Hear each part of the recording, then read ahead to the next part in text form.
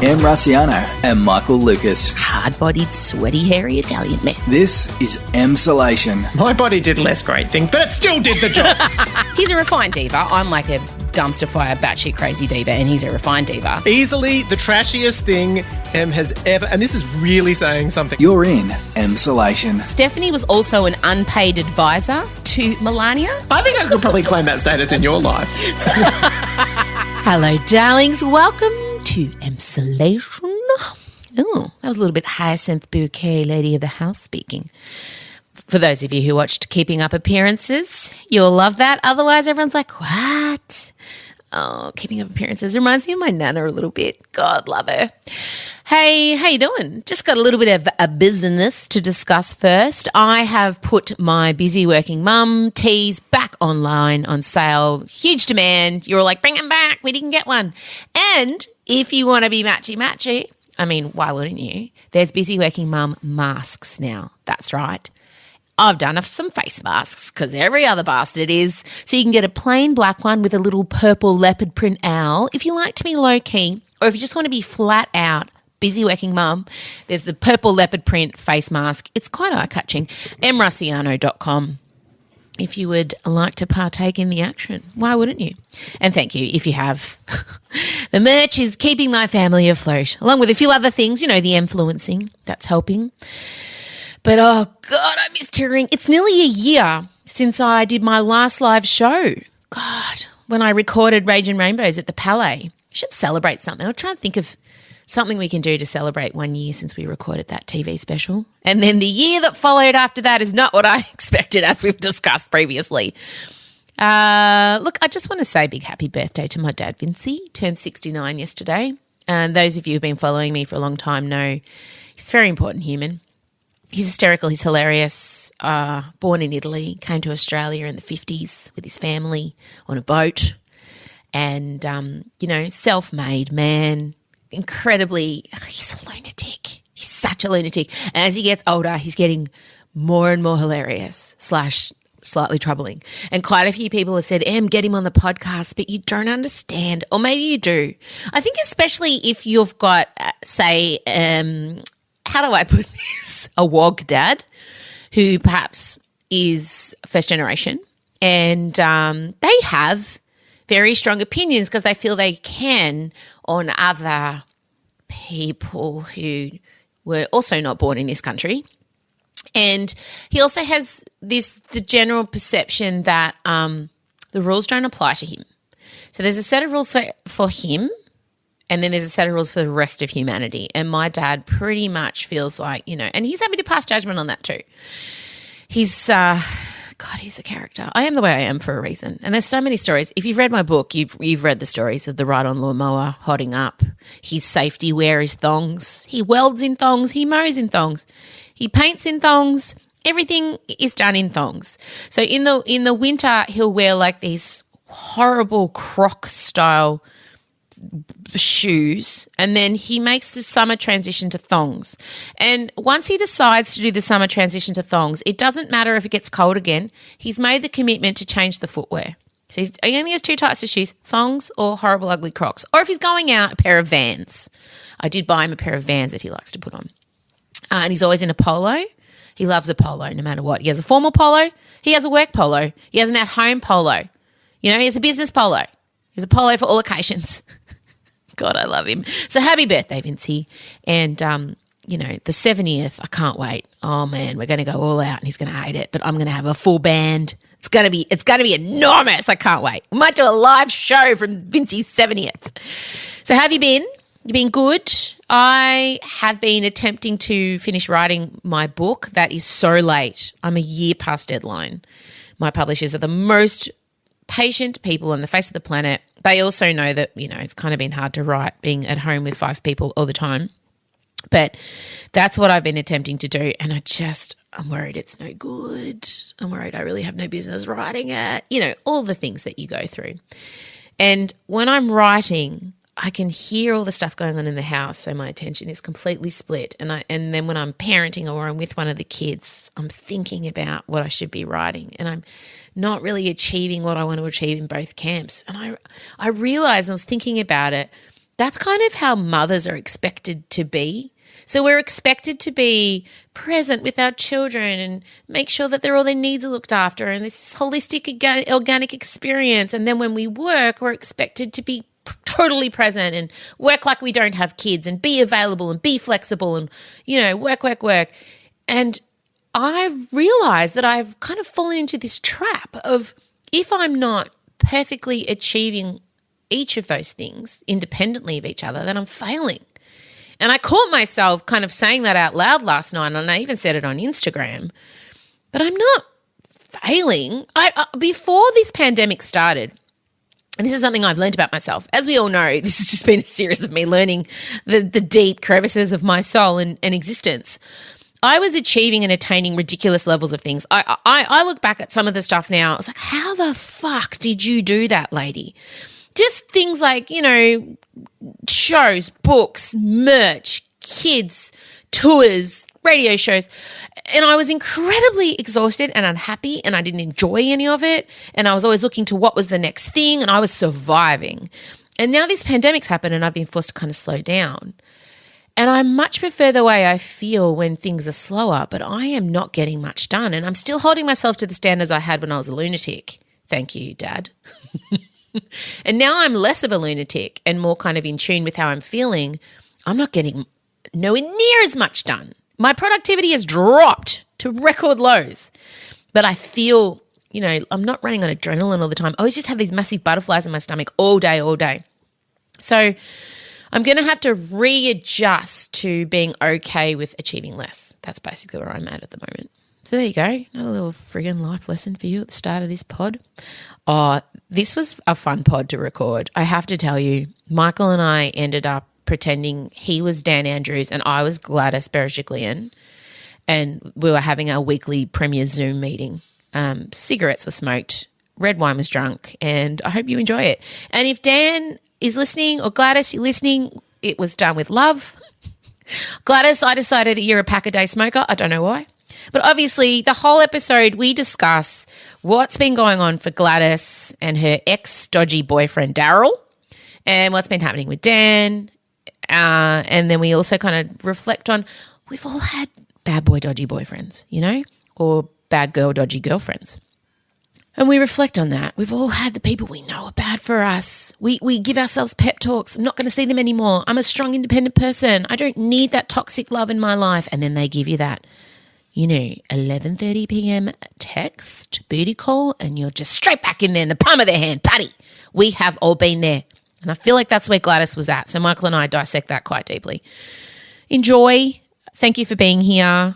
I listen back to these podcasts sometimes at the start and just go, geez, you talk some shit. But it really helps me. All right, enjoy. Play the music.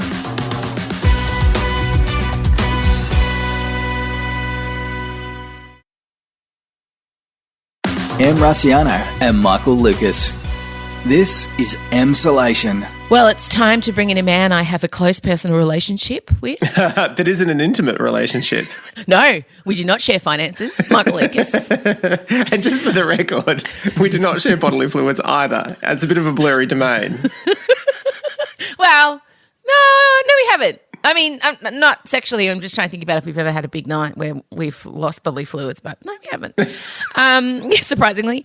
We are, of course, discussing Gladys and Darryl. Oh, can we just celebrate those two names side by side? I do feel that they have to be saluted. And they really they match in such a strange way. And as you pointed out before we were recording, they sound like characters from Kath and Kim. Absolutely. You can see the matching tracksuits.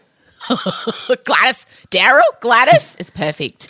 Now, Gladys Berejiklian is if you're not aware, is the Premier of New South Wales, and she's someone I have a healthy respect for, even though we're on different sides of the political fence. A lot of bipartisan respect for Gladys, and I think she sailed into this week like she was Australia's most respected, most popular leader coming into this week, untarnished.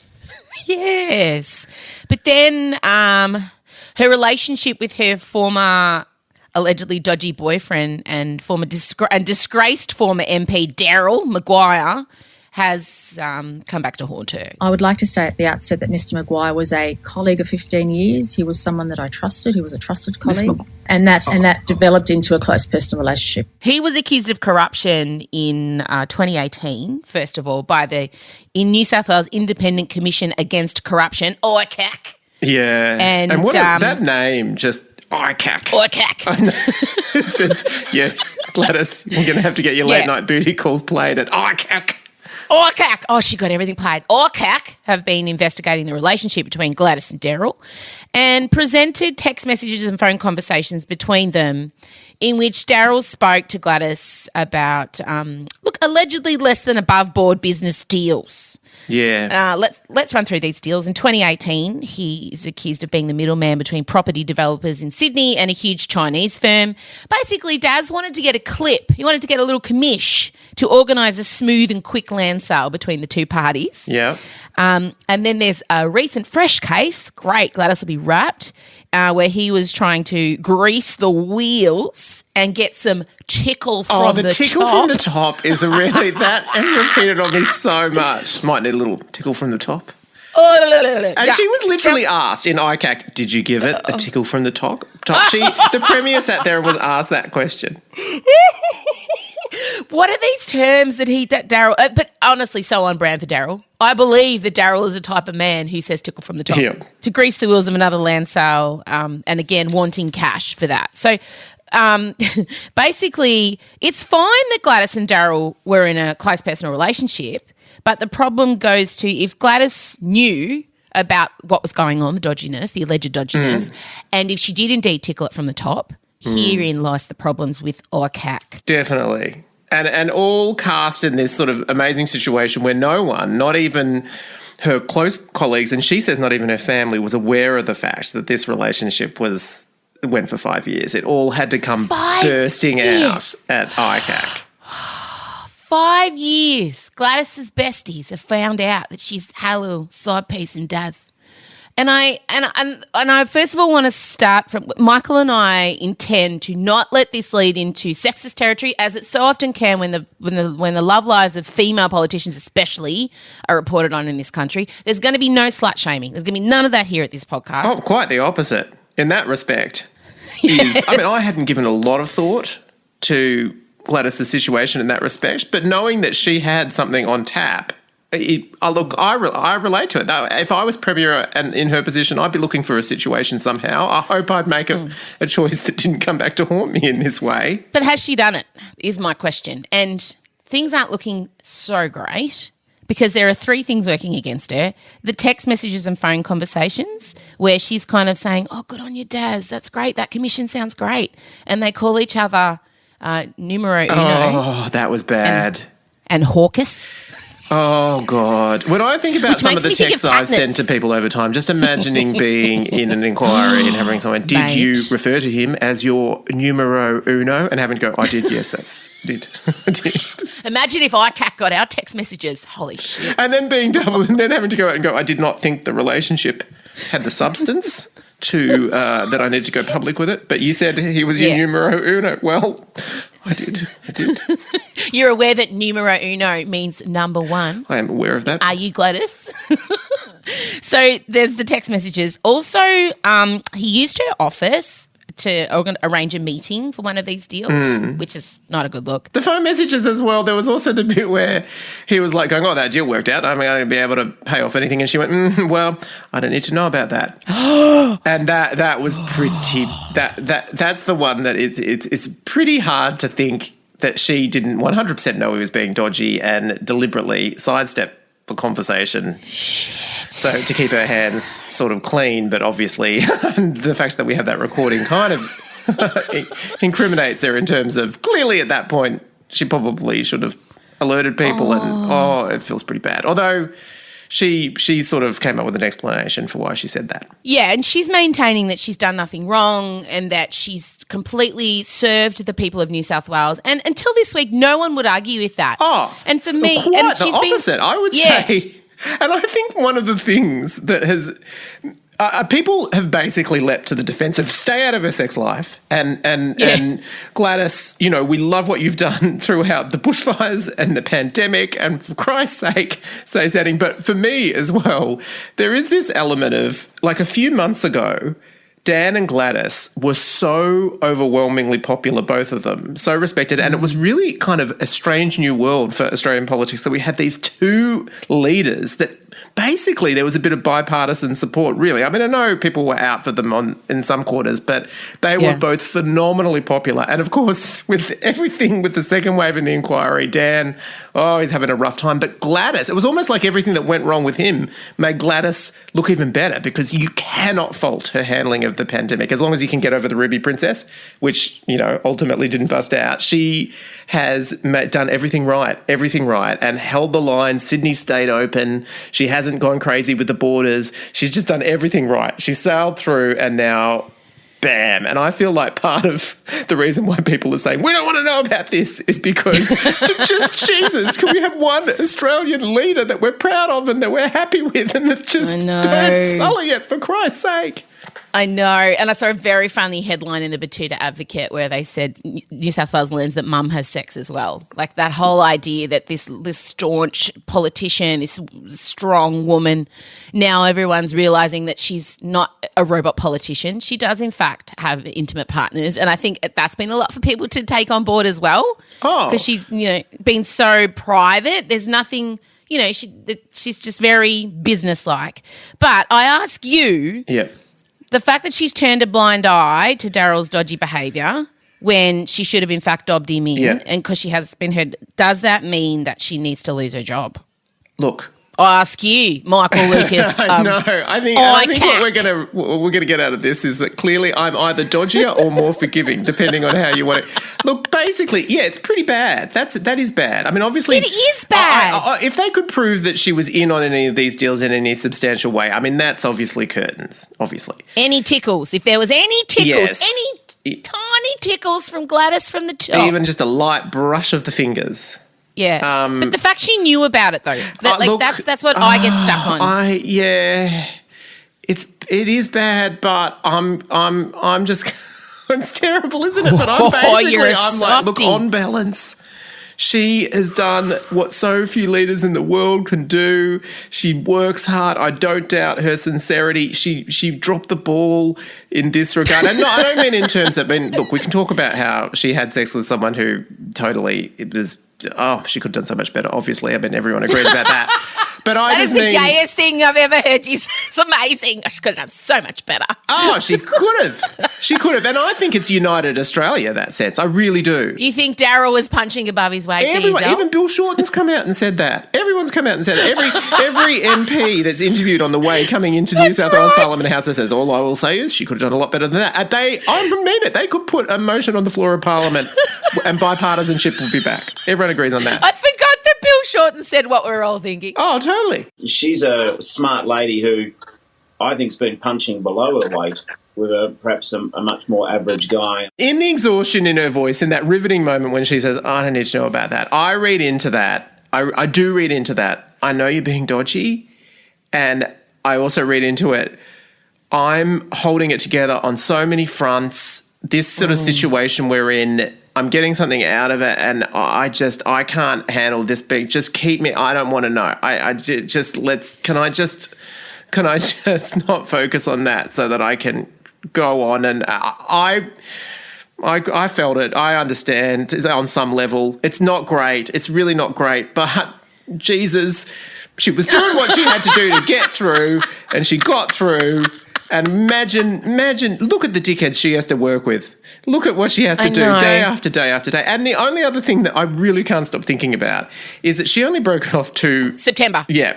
And because the exposure of everything coming to light and facing this ICAC hearing and everything, and the stress that she would have been under. And now think back to, that was when New South Wales was like barely holding off the second wave. Like the stress that woman must have been going through, and she did not let it affect her approach. And so that is why, even though I think it's absolutely reasonable that to really look into this, and I'm still like, I still... I'm sorry, but the unicorn says she's probably going to go. Really? Yeah, I don't feel good about it. My gut's saying I feel sad. The unicorn is sad, but ultimately this does put into question her ethics, and she didn't put state above Darryl when she should have. But Darryl, for me, what about if Darryl was giving her the dodgy sex that she... No, don't talk about it. That's sexist. What I do want to say is Darryl, she was. Oh, we'll talk about that. Yeah. But Darryl is a type of man who, when he realised he was under investigation, told a former business associate that his phone and iPad had been involved in an unfortunate incident with a tractor. Oh yeah. Like, I'm more offended at her terrible, terrible choice in men. I know. For me, I mean, everything else aside, yes, the corruption and all that, but that's not our field. Our field is for a woman who is so smart and sensible. It just shows even the best of us can get taken in by shysters, by many promises things. That's exactly right. And that's the most human part of all of this for me, is watching her in the inquiry, watching her face just be like, oh God, this has just been so embarrassing. I'm an intensely private person. And you just see her just realising, and I think as ICAC have presented her with a dossier of just how much of a dropkick her ex was. You have got an official document pointing out all the things she probably knew deep down. And also realising that all those calls we were making, and God knows what sort of shit they were talking, not about the corruption or anything, but all of them were being tapped. How embarrassing. Being listened to. Oh my God. And she's a different Gladys on those calls. She's relationship Gladys. Oh, she is, and she's had a couple of lines. Yes. Fuck, imagine. I just keep everyone judging. Just imagine if the press got hold of your text messages and your phone conversations with the person you're most close with in the world. We'd be screwed. You and I'd be screwed. Yeah, this is not an invitation all they get to from the Scott Russians. and mine. No, mine and Scott's text message. Do we need milk? I don't know. We need wipes. What's for dinner? I don't know. Who's picking up Odie? Like, that's all our text messages have become, because 20 years marriage. Yeah. But, it's I do feel for her on that front. And, I mean, we've all had the boyfriend that we just knew was bad for us. Oh, God, I had a boyfriend who was my mum banned me from seeing him several times, but he had a magnificent penis.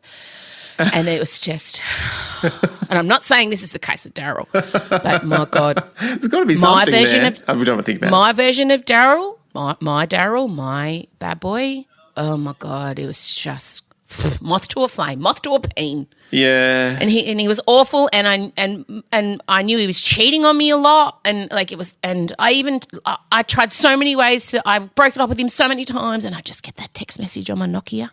What are you doing? Oh, I know. I know. You've had a dodgy. Yeah, and I mean, I don't want to fall into gender stereotypes, but of course I transitioned from dating women to dating men. I did find a heightened degree of dodginess once I swapped to men. There's no question about that. Yeah. But what also shocked me was how often I was sort of freely willing to put myself in this stupid position of no power and desperation, where, you're sort of, I'm dating. I mean, I had real sympathy for her when she said the relationship didn't have substance, because I too, as we all have, going through a period of dating someone where it's pretty threadbare, the relationship. There's clearly an attraction there, but you cannot make it transition out of whatever casual sex situation it is. And in many cases, you hit a point of knowing this relationship is making me unhappy, this person is bad and won't commit. That's what I used to get. And you all the intellectual reasons why this is terrible, I need to move on to something that's going to be more sustaining, that's going to be better for me, that's going to be healthier, someone that I could actually introduce people. And then, 11:59 one night, are you still up? What are you doing? And then, boom, you're back. So true. And then trying to figure out ways out of it and not being like the bit where that is in some ways the most dodgy for her, that I just feel it so much, is she had to publicly force him out of Parliament and everything in 2018, and she still went back to him. And I just know, and she said it was because he was so upset and she felt sorry for him, and I could just see it play out. I could see it play out. I could see the Darryl tearful calls. I could see that. All right, well, why don't you come round? Come on, we'll talk it through. And then We're back on. I mean, who's playing Darryl in the miniseries? Wow. I feel like it's Kevin Harrington who was in Sea Change, but... Yep. Gladys is in some ways the most riveting. Who would you cast as... I mean, I'd say Sigrid. Oh, yeah. She's a lot... How old is Gladys? Oh, she's an enigma wrapped in prosciutto. I would, at a guess, say, I don't know, early 50s? Hang on. You can Google it. Live Google on the podcast. Live Google. She is... You have done very, very well. She is 50. That's my specialty skill in life, is getting people's ages right. I have to say, I'm also good at hanging stuff without spirit levels and guessing the weight of things, but also guessing ages is a good I love that you've got these amazing skills that are impossible to monetize. Oh, and can I just say, I mean, this is it really, isn't it? I went to Wikipedia to find it, and already the last line in her Wikipedia is now Darryl Maguire. It's already there. Oh. Yeah. No. He's 61. Is he? Jeez, he's done well, hasn't he? Not that we're talking about that. That's important. I know. And look, just while we're talking about things that we're not talking about, that we can't talk about, I also, and I know this is such a slippery slope and terrible. Don't do it. No, I know, but do it. But don't do it. Women politicians, they often thing. get intense scrutiny on their clothes. And after yesterday's ICAC bombshells and everything like that, or the day before, sorry, she came out and all the press were waiting outside her house, and just the outfit choice, she was wearing a hot pink jacket. That's what was happening. She was wearing a black mini and top and hot pink jacket, and I saw it. I saw it as a political move. She knew she was going into Parliament, and she knew she was going to have the opposition justifiably screaming at her for most of the day, and she looked in her wardrobe and she thought hot pink, and Exactly. That's the leadership I want. Take note, Ellen, not in head to toe white. Huh? Exactly. No. In the colour of possibly saying, yes, I'm a Scarlet Woman, but who cares? Do you know what I mean? Yeah. Like almost the Scarlet Woman. Yeah. But yeah, no, I mean, we'll see how this plays out. I'm not confident for her. But on the human side of things, and everyone listening, we've all had a Darryl. Regardless. Let's just thank our lucky stars if he's better looking.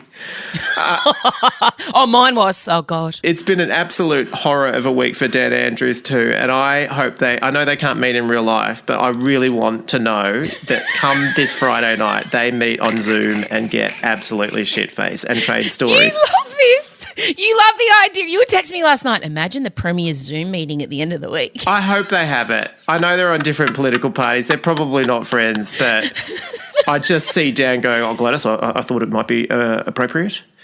I've obviously, I have heard the ICAC hearings, and I don't know why you just didn't spend the whole time going, I have no recollection of that. That's what I would have done. I cannot recall that. Oh, she did say that a couple of times. And also, Dan's like, obviously I've been having to deal with fucking Peter. Yeah. Peter's been turning up. Don't know if you've watched it. If you haven't watched it, just watch instead the Terminator trilogy and imagine that in Sky News host form, hour and a half, constant. To make matters worse, she was right. She was on the right track. Had to sack really my chief of staff. Judgment's called into question. Gladys going, Dan, I don't want to bring this up, but look at how I handled the Ruby Princess. It was hard, it was fast, it was done. What were you thinking? And he's like, yeah. Why are you dragging this out? In retrospect. I mean, why don't you let Jennifer Coates, why didn't you let her do it in 3 weeks? Why, Dan, are we dragging this out till November? Now it's a song and dance. Now, this is Gladys, I'm big Gladys. She's smoking. Now I imagine when Coatsy reveals her findings, it's going to be like the finale of The Bachelor, only we're not getting a commitment ring, Dan, We're getting possible jail time and also being the person who inadvertently caught the second wave and 700 deaths. So. Well, I don't want to bring this up, Gladys, but I think when ICAC reveals their findings, that will be potentially a difficult day for you too. But whatever happens, let us meet on Zoom for Negroni. Can I just say, scoreboard, okay?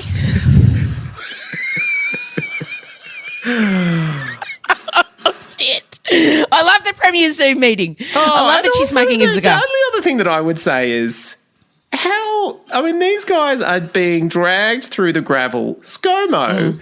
I just want to go back one more time and say, that aged care, federal responsibility, hundreds of deaths, and there's all of this news that nothing has changed that much and still problems. And how is he so untarnished? Squeaky clean. That's what they'd be bitching about. They'd be like, "Oh, did you see the fucking building? The chicken coop. Chicken coop." I hate him more than Darryl right now.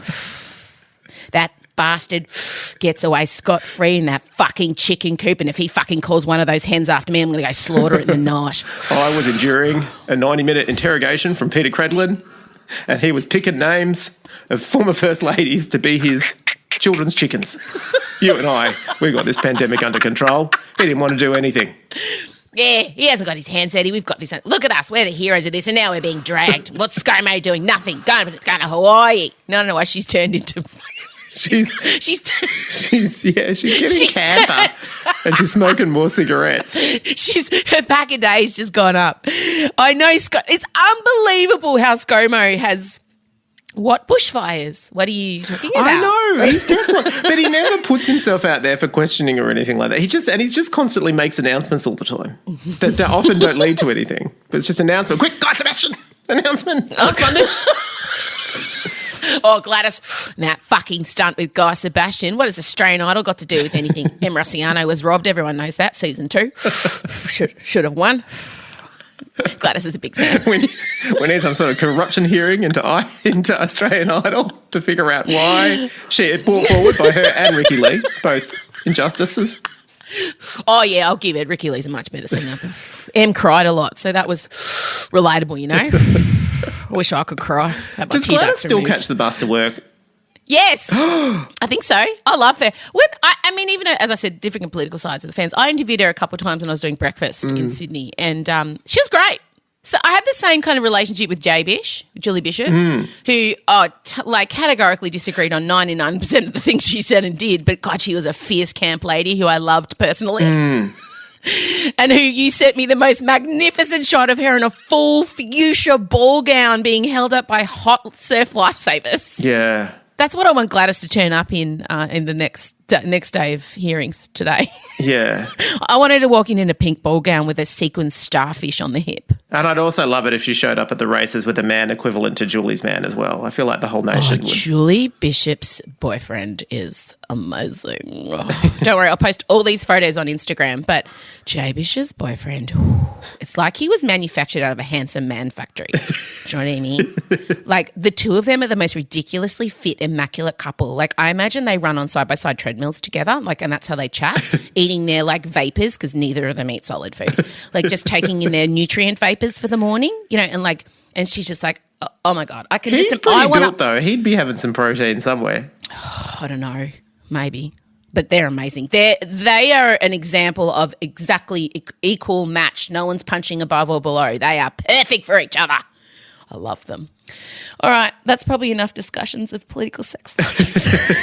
That was really fun. Jo, are we going to touch on Junior Masterchef, which I know... Oh, Junior Masterchef, what a pivot. But I think therein lies the problem.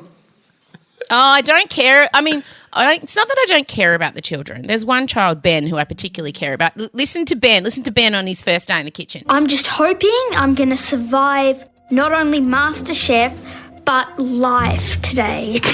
Oh, he's so cute.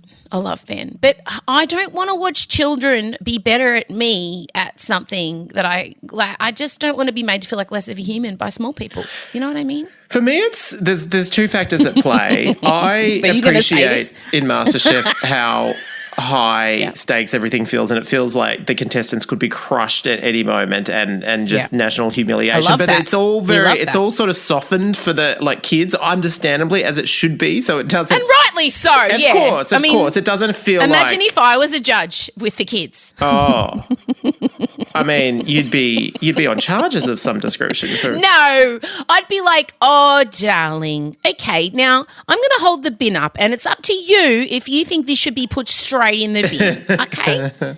And I'm going to tell, that's right. See, we both knew. Now let's start and try again. I'll give them tough love. I'll be the tough love judge. Yeah. Yeah. I know. Well, that's just not an element. The savagery of the failures is not felt so much. But then, I mean, I'm ashamed to admit this, and it does appear like the theme of us over-sexualising everything keeps coming back. But look, that was what the new Masterchef gave me was sexually attractive hosts. And obviously we all know my feelings about Jock and the kilt. And I just find in an environment with children, I can't go there. And some people have said, well, isn't it like, isn't there any kind of like DILF factor in there? But no, I don't know why. And there was even a bit where he was talking about how he had really big fingers, really big family fingers. And I was just, I can't attach to it on that level. And I think that's because you've got delicate little fingers. I was watching you roll them and thinking, I wish I could do that because I've got pretty fat fingers. To be honest, all of them have, Jock, Melissa and Andy, they're a very attractive trio. But I think I'm just going to have to wait to the adult version. I agree. I mean, it's a lovely show and also great to watch with your kids, especially if your kids, are quite subpar in the kitchen. You can put them down and go, see? Do you see what this 6-year-old can do? Now you go in there now and boil some water and make me a creme brulee. Here's the bar, Elio. Yeah, it's a good way to kind of inspire your children to get in the kitchen. But if you're looking for we're looking for adults on the brink of total emotional breakdown, tears. We're looking for that kind of thing and being able to obviously sexualize Jock. So it's a pass from us. Yeah. But we do encourage you to watch it with your kids, which is great. It's so hard to find things to watch with Melissa your kids. still has lovely outfits, although it's more kind of like very stylish, fabulous school teacher as opposed to full glamazon. She looks like she's dressing, well, it's my aesthetic, kooky art teacher. Yeah. That's what I'm often referred to as a kooky art teacher. So, yeah, I mean, it's great. But I understand you can't sexualise Jock in an environment where there are children around. I mean, and I salute you. I tip my hat to you for having that kind of... There are lines somewhere. Somewhere there are. You wouldn't know it from listening to our Gladys conversation, but there are. All right, Dan. We'll talk soon. This is Emsolation. Okay, thank you so much. That's it. We're done. Another Dilemma Doctors is coming out Friday. It's a doozy. You're going to enjoy it. Hey, just going back to my intro, I got sent something, a little kind of screenshot, and it was entitled How to Burn Out. And I'm going to read through the list of things how to burn out. And I want you to think about how many of these you tick off. Okay, number 1, do your best and never settle for less, ever. 2, don't take time to move, play, or rest. 3, sleep as little as possible. 4, make sure you are always dieting or cheating on a diet so meals are extra stressful. 5, look for people and things to blame. 6, strive to please everyone, always, no less. 7, focus on what went wrong. Search for it if you have to. 8, control everything. 9, if you self-care, make sure to make lots of room for guilt. 10, make sure your schedule prevents pesky rest, relationships, hobbies, and play. And that is from @Lindsay Bramman. I burst into tears because I was 10 for 10. How many did you get? I do all of those things. I have been doing all of those things. I would say they are the 10 commandments to M. Raciano. So that got sent to me late last night from one of you guys. It's been life-changing since I read this. I wanted to say it in the intro, but I forgot, and then I couldn't find a place to put it in. So I think maybe that's given you guys something to think about. It certainly has given me something. I cannot believe how accurate it was. It was like this bitch was describing me as a person exactly. Like I was like, oh my God, I feel so attacked yet seen. I didn't mean to call her. I say bitch affectionately. I call Michael bitch. Is that okay? I don't know. I do use bitch as a term of endearment. Maybe that's not okay. Oh, crap. I'll think about that. All right. Have a great day, you legends. Don't forget Dilemma Doctors is coming out tomorrow, Friday, if you're listening on Thursday. Have a wonderful weekend, and we'll chat soon. Bye.